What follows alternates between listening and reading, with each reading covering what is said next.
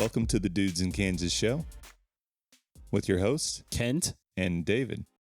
Welcome to another part of Road Rules, and this one is centered on pet peeves. Pet Peeves. So this is part 2.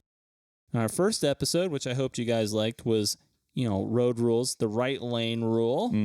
Continuation of the left lane rule. That's right. And today, right now, we're going to talk about the pet peeves. And when I say pet peeves, I've mentioned some things here that I have seen while I'm driving that absolutely just, let's just be honest, pisses me off. I hear you, man. When we get into it all, I'm sure we'll roll into some of our personal ones. And if I haven't mentioned anything here that pisses me off, that doesn't piss you off, please put it in the comments because I want to know what your pet peeve is on the road. Mm-hmm.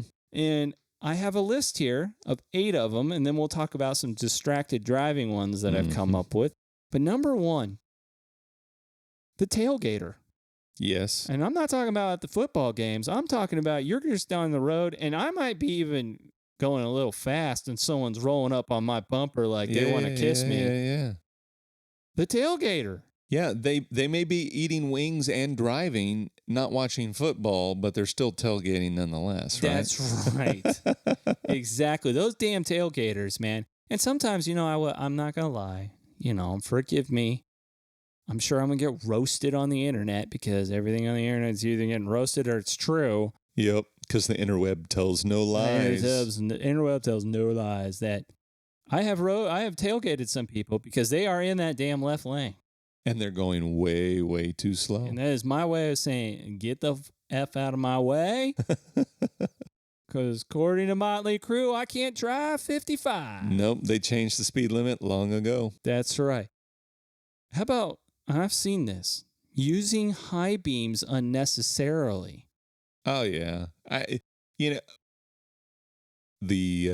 Y'all know I drive a Civic. We've talked about this on previous episodes. It is so easy for that stupid, handle to turn on the high beams. A lot of times I'll be turning on my lights and the high beams will already be on. So then I'm flipping it down so that it's not in the high beams. And so I know I've done it inadvertently. So I apologize to all those that I flashed with my high beams. Nice. Okay. Who does not understand a 4-way stop? This one here by our house, 37th and Ridge Road, that is an absolute nightmare. I'm a firm believer. And there again, the roasting, this will probably happen with me. People are like, oh, I don't need to do that. I'm a firm believer that everybody who gets their driver's license, they get their driver's license, and the next year they need to retake the test. The next year, they need to retake the test. I think they need to do that till they're out of the age of idiocracy. Because, that frontal lobe isn't developed. They can't make rational decisions. They're just irrational creatures. And reminders are how we teach kids. So even if they're 16, even if they're 18, even if they're 24, they probably need that reminder. And this is a perfect example. The manual tells you how to do this. And if you don't remember, it's always good reference to go back to the manual. And the state provides those for you. All you got to do is look it up online or go down to the local license office and ask them for a copy and read it. That's a 4-way stop. That is a very good public service announcement, David. Right has the right of way. Mm-hmm. If you have more than one lane going each direction, then it gets complicated, but it's still not that complicated. I agree. So, okay. Sorry for my tirade. No. That was a beautiful public service announcement. I hear you, though, because that is one of my biggest pet peeves is this stupid intersection that people just can't freaking seem to get it right. I want to know about you guys, too. Is there an intersection in your town that just absolutely just irks you? Yep. Okay. Legal to turn right on red.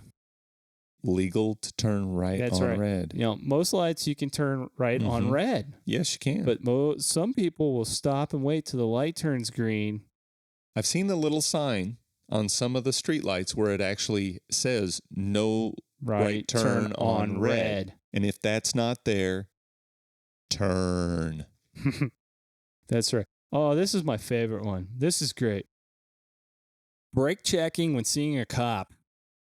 Who here hasn't been traveling down the freeway or the highway and you see a 5-0, Oh, yeah. a police officer sitting in the median with his little radar gun, and your natural reflexes are like, you might even be doing the speed limit and you're still slamming that brake. So I've had to train myself to do this, but my first inclination is just let up off the gas. Yes. Because even if you are going over the speed limit, you'll slowly slow down so it's not an extreme burp, because you can visually see somebody stopping. And that cop has that clue. Oh, they just slammed on their brakes. Maybe I'm going to go see how fast they're going. Exactly. That's maybe I'm totally misinterpreting the laws of physics and mental projections of what cops do, but that's what I think. So I think it's good. Yeah. I like it. Last second to merge. You ever come on like a construction and it's telling you like miles ahead, merge right? Yes, merge right, But merge right. You get those cats that are driving down the left lane. Yep, I like to call them asshats. And they're like, this shoulder is a perfect lane. It was put there by God for me to use. It's like, no, not really. Yeah, or everybody will be over in the correct lane for merging, and then somebody's just scooping down. And so I like to kind of sit right in the middle, make it a little more challenging for them. And I've noticed that other people have started doing that. So it's just give them a challenge to get in. Nice. So. Failure to use a turn signal. That's a popular one. Yep, especially they'll slam on their brakes to slow down for a turn, and not to merge into another lane, but to turn. And then they turn, and I'm like, could have given me a freaking clue, especially if it's oncoming traffic. Yeah, it's always irritating. And the last one I got here, drivers cutting you off. Yes. Now, that happens to me a lot in my company pickup. I got a trailer, I'm a loaded down truck and a loaded down trailer, and I'm just cruising, and someone will literally last minute, second to merge. I don't think they realize it takes me a lot longer to stop. Yes. It not only a lot longer to stop, but they're risking their own vehicle by getting in front of you just because of that fact. Yeah, no, I hear you. Those are pet peeves that I've come up with that I find that just piss me off. And I want to know in the comments, yours. Did I not mention something here that absolutely just gets your anger button pushed? How about you, Dave? Did I get all yours? You got pretty much all of them. So I drive through town a lot, and as I know you do as well, and it's at the same time every day. And the consistent patterns in traffic, I'm just thinking, if you're not sitting there going like this while you're driving or stopping or accelerating or whatever you're doing, if you're actually paying attention, you can follow the patterns of the traffic. Like I know if I'm going on 21st to Zoo to then the 235 intersection, the left lane's going to be backed up because there's all these people that are wanting to get over in the left turn lane to turn right past 235 or at 13th Street. So if I sit in the right-hand lane, I can be cruising past all those yahoos that are all backed up and cruise over into the left lane when about 60% of them cruise into the left turn lanes. Just following little patterns like that, pay attention. There's patterns in traffic and the way people act and the way they drive, and it's consistent. The lights are the same every day. The people are the same every day. Follow the patterns. Be aware of your surroundings. The patterns. That's right. Yes. Very good, David. So I want that breeds me into my next thing. Distracted driving. And I even have some facts on this one. And I want to know with everybody, if I haven't mentioned one or if you've seen this, I got to know. But the biggest one and it's almost a pet peeve. It just makes my blood boil. I'm driving, and there's a person right next to me, and they're literally texting and driving. I cannot stand that. They're not paying attention to a damn thing around them, and they're in heavy traffic typically. Yes. And that's what gets me. Put the damn phone down. If you're going to risk your life and everybody around you, be on an empty road with lots of curves and trees. I'm just saying, Darwin will help you out. Nice. Very nice. The next one, I got a little bit of, I will have a little bit of a challenge with using a cell phone. Now, if you got it up here and you don't know where you're going, you are a distracted driver. But now sometimes what I do, Dave, is, I'll put the phone on speaker so I can still have my hands on 10 and 2. I'm aware of all my surroundings. I'm not doing the one-handed drive thing. And or a couple cars now offer that, hands-free thing. It goes through your car stereo and stuff. So when I say using a cell phone, I mean using a cell phone, you are in a full-bore conversation. You're either, deep romance or you're angered and you're on the phone and none of anything else is important. Well, what's interesting is how distracted people can be and focused on not what they're doing, which is driving, keeping yourself alive and other people alive. They have brothers, mothers, kids, dads, fathers, sisters, everything, all of the above. They're human beings. Don't kill them with your idiocracy. I'll get on the phone. I do this. I'll drive. But my focus is driving. And sometimes the person on the other end will be like, hello? I'll be sorry, I was having to pay attention while I was driving, so I didn't kill myself or somebody else. So, I fall into that, and I'm sorry. I try to make sure driving is the number one thing I'm doing, and anything else besides that is secondary. Exactly. So the next ones, I know everybody's seen some eating and drinking before. Talking to passengers. Yep. Particular, maybe little ones. Yeah, especially when you want them to shut up and you're smacking them in the back. I've never done that. The grooming. Oh, yeah. The one knee driving while putting on makeup. Oh, yeah. Man, when I was a kid, I got a... Sorry, Mom.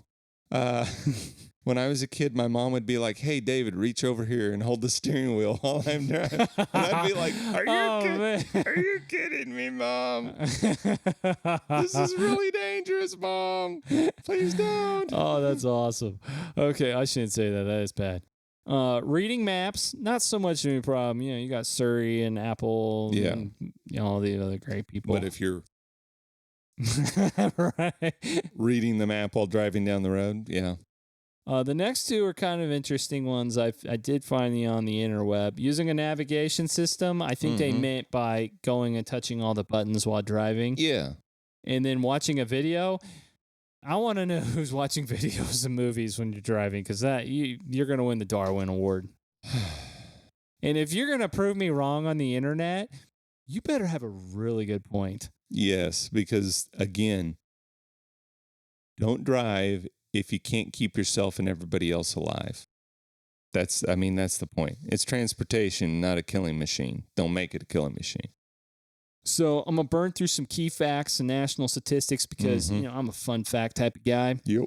And I know I'm starting to burn up some time, but here we go. In 2014, 3,179 people were killed and 431,000 were injured in motor vehicle crashes involving distracted drivers. Sad. 10% of all drivers 15 to 19 years old involved in fatal crashes were reported as distracted at the time of the crash. So they're teenagers, and hence the reason why our insurance rates are higher at that point. Yep.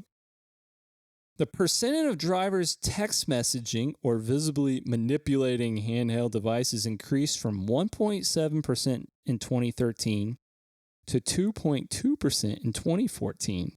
Since 2007, young drivers between the age of 16 and 24 have been observed manipulating electronic devices at higher rates than older drivers. Imagine that.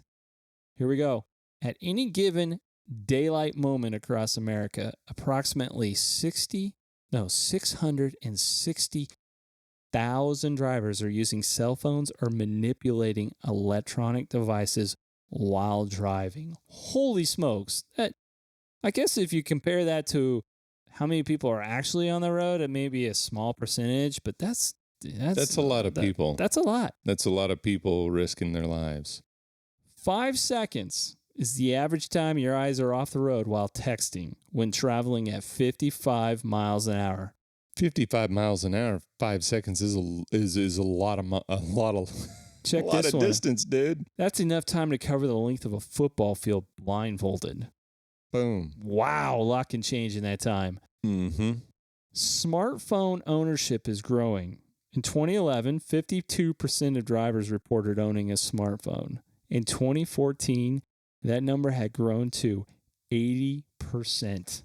So here's a question. Wow. Why is it that it's called a smartphone when it makes people so stupid? That's a good. That's a great question, David. If you have an answer, things that make you go, leave a response down below.